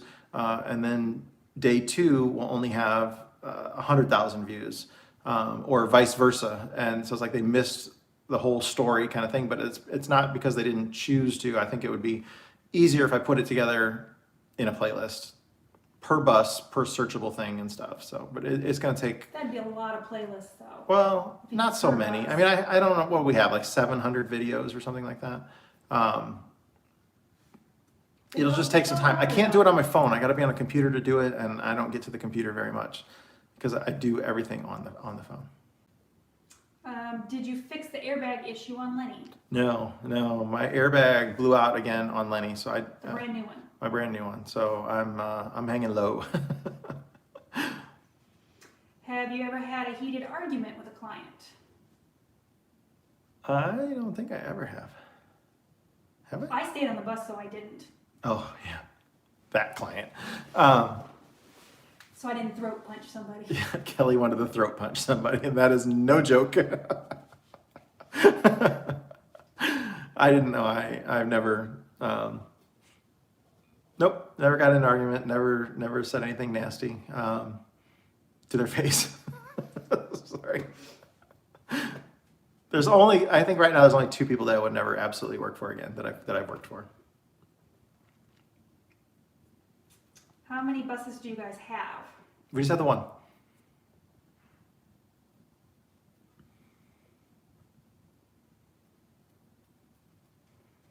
Any more details on the Tennessee property? Not right now. And definitely don't want to release too much information on that until we actually close on it. Do you see yourself doing this when you're 65? Sure. I don't, Not as much. not as much. Maybe I'll have more volunteers. They can come to us. Hey, I didn't even mention, I see Rodney's on here. Rodney, he brought a whole case of brake clean to Mark's too.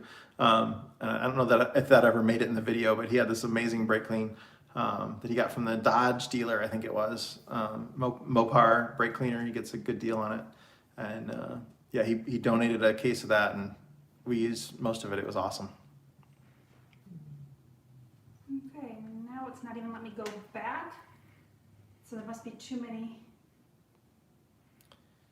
Yeah, I apologize if we missed your question. Why don't we just, if you have a question that hasn't been answered yet, go ahead and ask it again, just right now here at the end, and that way you just have to scroll back so far to find it. Make sure it's all in capital letters. That will make it so much easier for her. Maybe try to keep the chit chat amongst each other to a minimum for a couple minutes while she tries to get to the questions. That would help as well. It'll help her be able to find the next question easier and stuff. Any updates on Mallory's bus? I don't think so. I don't know why she's not posting. I think she's been working on it. Mally's got it finished. She's living in it. Her bus is finished and she's living in it. And she hasn't. She's posted on Facebook. Yeah. Oh, she hasn't added to her YouTube channel. Huh. Yeah. That's interesting. Hopefully she did videos, but yeah, she is living on it now. Wow. And she had a cat to keep her company. Man. Okay. I'm just gonna see one that I see since you're Okay. waiting on you. Is a solar a possibility for the new property? If not immediately, perhaps in the future. I really don't think so because of what we're planning on doing there. I think that the electrical requirement is just gonna be way too much for that. And it's mostly wooded. Yeah, and it's mostly wooded, and there's just not a lot of open area for that. So I don't think solar is a possibility. But on my bus, I'm gonna have solar on there.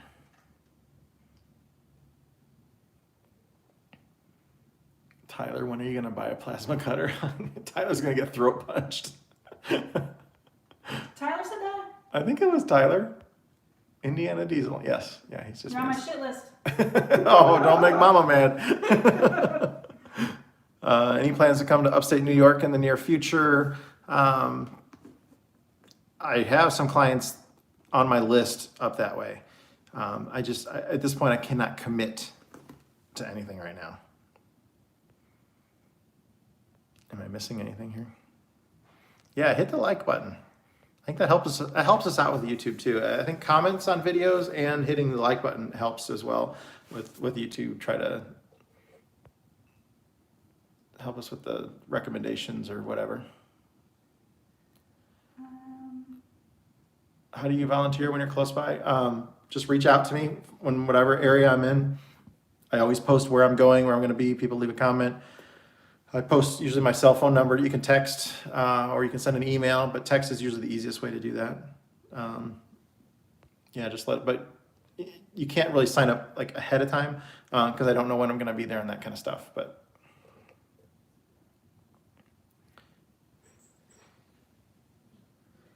What is the quality of seals, bearings, gaskets like compared to yesteryear? I've not run into issues with bearings. I'm trying to think if there's any issues that I have had. I mean, all that stuff is just, I don't know. I mean, everything's made, most of the quality control is pretty good on bearings and things like that. But I'm usually not buying like off-brand generic stuff. Some of my clients order stuff that's like new old stock. So, whenever they can get that, that's a lot of it is that kind of stuff. Why are there different colored gaskets inside the cylinder head? I think just so the idiot putting it together understands where they go. I don't know. It's like they're only certain sizes. So, but I think it's just, one goes up against oil, one goes up against coolant. Maybe that's why they're different colors. They're different kind of rubber to stand out that way.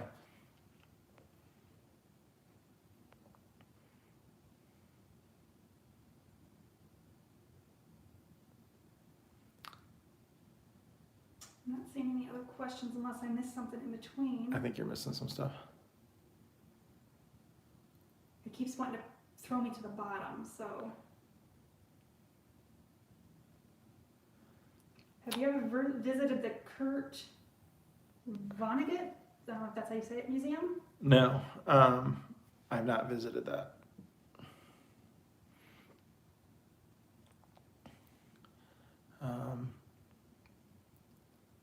Can we get Sage a discount on the 360? Look out for mailboxes. Rodney, better watch it. Be nice to Sage. Is the valve tune-up the same on DDEC2 as a mechanical engine? I don't work on the DDEX at all, but I would assume that the book setting is whatever the book says.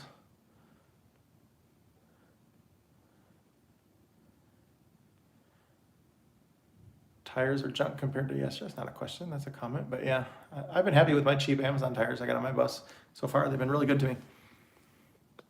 Are you planning to have parking hookups for clients? Yeah, that's something that we talked about. So our Patreon members will be able to come out and we'll have RV pads there where they can actually, I can work on their buses there, or they can come out and work on their own buses on our property and just pay like a 1 hour a day labor fee to have access to our knowledge and, you know, our books and our tools and things like that too. So they can, especially if they're full-time RVers and they don't have a place to be able to do that. A lot of campgrounds won't let you work on your buses and stuff like that. So we will allow and have an infrastructure set up where they can come to us with their bus, have access to our tools and knowledge and stuff like that, and be able to work on their buses on our properties, from engine rebuilds to, you know, who knows what. I think that'll be a great service to them too, but we're not going to open that up just to the general public. That is just going to be for our Patreon supporters. And it'll be at different tier levels and stuff like that. So our Patreon stuff does start at like $2 a month. That's not necessarily going to be available for our $2 a month. We haven't exactly decided everything, but there's different tier levels, and that's something that we will have available.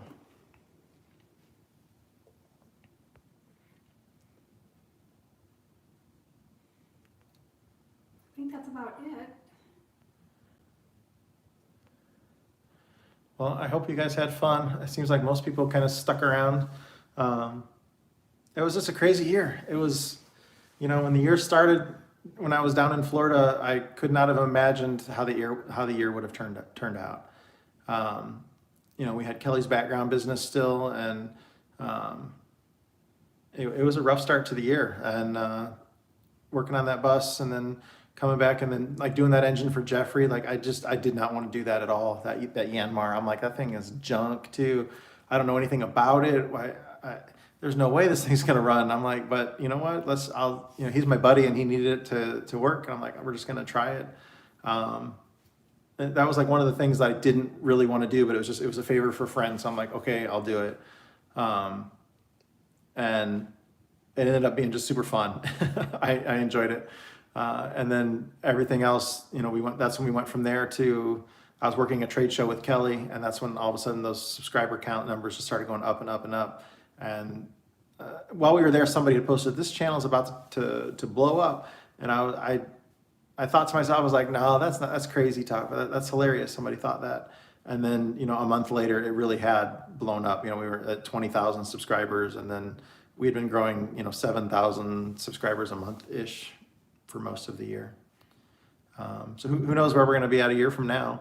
In Tennessee. It will be, she knows physically we'll be in Tennessee. Okay, somebody asked, are the kids going to make the move? I think they are, right? That's the consensus? They say they are. Yeah, so Tyler, I'm 99% sure is, and then Bailey, probably. She says that they want to, so my girl probably would be lost without me. That's probably true. I'm lost without my girl, so. Yeah.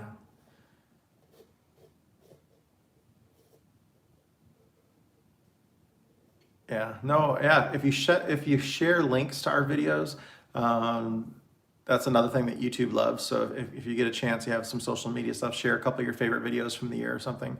That we would definitely appreciate that. That would help us grow our numbers even more. I mean, we're starting to get money coming in from YouTube. That's nice to have a steady income coming in from that as well. It means I can work a little bit less, not quite as hard as I had been working. I didn't realize I did that many. You said 45 When clients? I went back, because I was keeping track of all of them, there was 45 different stops we made. 45 different stops, all on the road. We were only home 6 weeks, maybe? Yeah, maybe. Maybe 6 weeks the whole year. And obviously not all at once. And never when I was home was I just relaxing, because every time we were home, we, you know, like we rebuilt the engine. That was 2 weeks of it. And I don't remember what else. Yeah, everything just got crazy. It was a fun year though, but I really appreciate everybody subscribing and following us. I try to comment on all of those as much as I can on the things, but there's just so many comments. You know, we've been getting close to 3 million views a month. We're about to hit 20 million views just this year. I think we're going to hit it tomorrow. It's not going to be today. I was kind of hoping it would have been nice to finish the year with 20 million views, but I think tomorrow we were like 100. Before this morning, we were 150,000 views away from hitting 20 million views. And by the end of the month, we're going to hit 200 million watch time minutes within the past 12 months. That's an astonishing number to me. 200 million minutes of our videos have been watched within the past 12 months. Again, because things didn't really start taking off until March. So that 1 year period from March to March, that's going to be a really shocking number when that comes in too.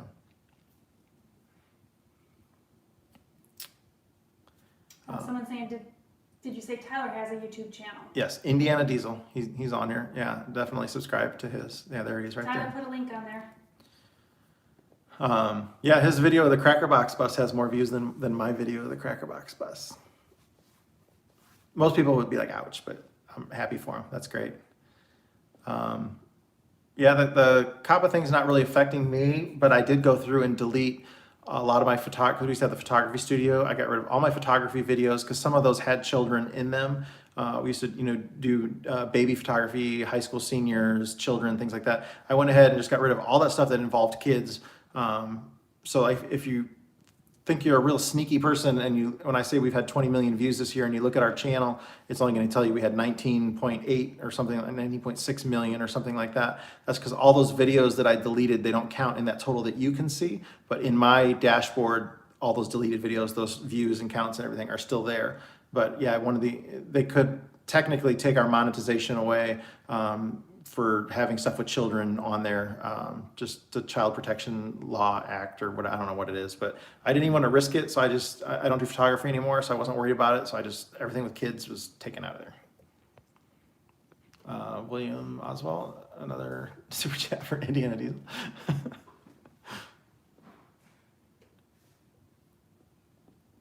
Please explain to me why, oops, what is this? Do I like your vlogs when I don't have a bus or an RV? Lee, I cannot explain to you why. We have a lot of people that subscribe to our channel and that follow our stuff and do not own a bus, never want to own a bus, don't own a Detroit Diesel. I can't tell you why. I think you get to see stuff get resurrected and back on the road, and we do it in real sketchy conditions sometimes. I don't know why. We're the only ones that do this that I'm aware of. I know a couple of other mechanics that do travel a little bit, but that's not their full-time job, and they don't do the kind of work that we're doing on the road.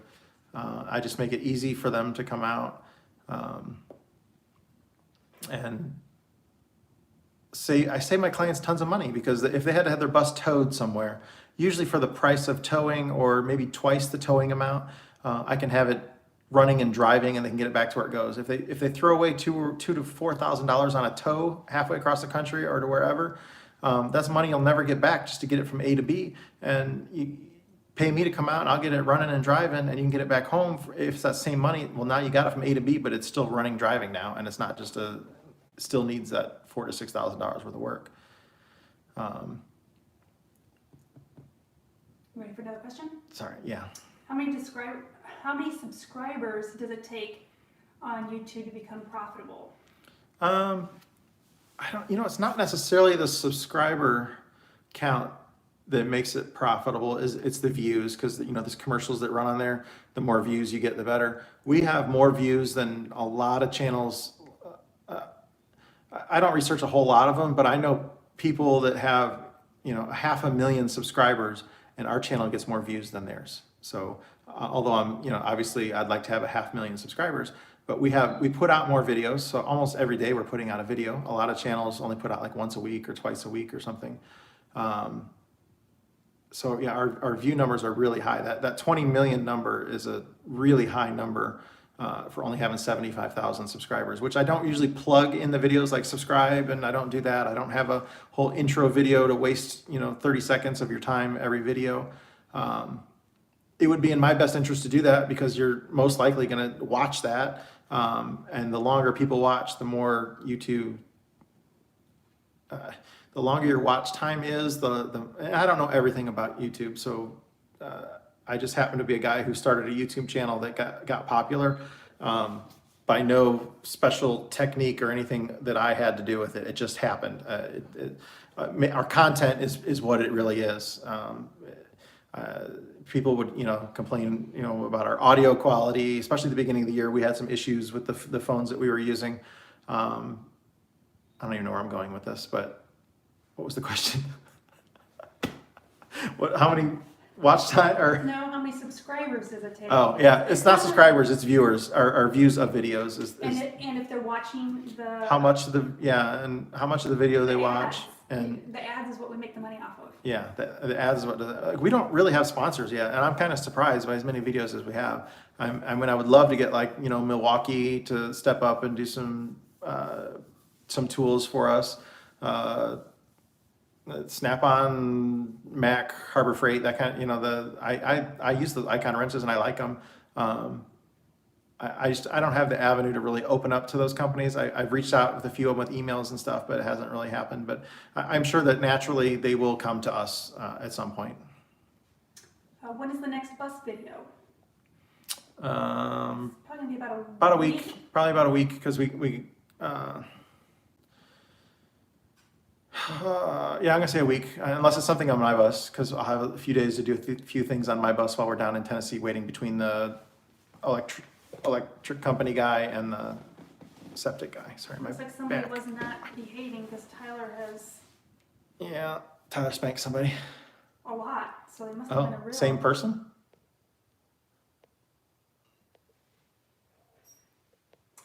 Okay, I'm going one step farther. Goodbye, person. Uh-oh. Tyler was nice. I was not. But you don't know what they did, or you do know what they did? I read a couple things Oh, here, okay. and Sorry, somebody just got kicked off the channel.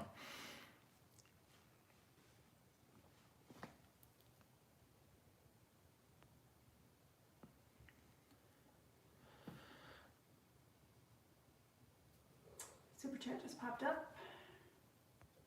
Really? Not on mine. John Smith, keep doing what you're doing from middle of Nebraska. Thank you, John. Oh, there it is. It just now popped up on mine. Keep doing what you're doing from the middle of Nebraska. I think we have some clients that want us to come out to Nebraska, so I just don't know when that's going to happen. Are you familiar with the trade publication National Bus Trader? I see them at BusCon. They have a table every year, so and I've seen their magazine. That's more new stuff than what I like Bus Conversions magazine, which Gary has that coupon code for you. If you haven't subscribed to it, I think it's 50% off the new subscriptions on there at busconversionsmagazine.com, I think is what it is. But if you just search Bus Conversions magazine, you'll pull it up. And Bus Grease Monkey is the coupon code. Because they show a lot of vintage buses and that have been converted in there, and maintenance tips and all kinds of stuff like that. It's an online e-magazine now. They don't actually physically print it anymore. Okay, I think we are caught up. Okay, well, I'm gonna let you guys have a nice New Year's Eve for yourselves. We'll finish up here.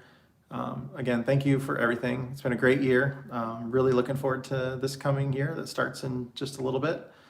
Yeah,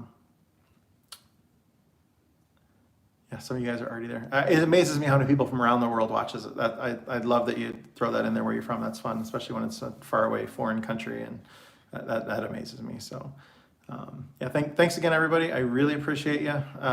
It's been, like I said, a great year, and really looking forward to this coming year.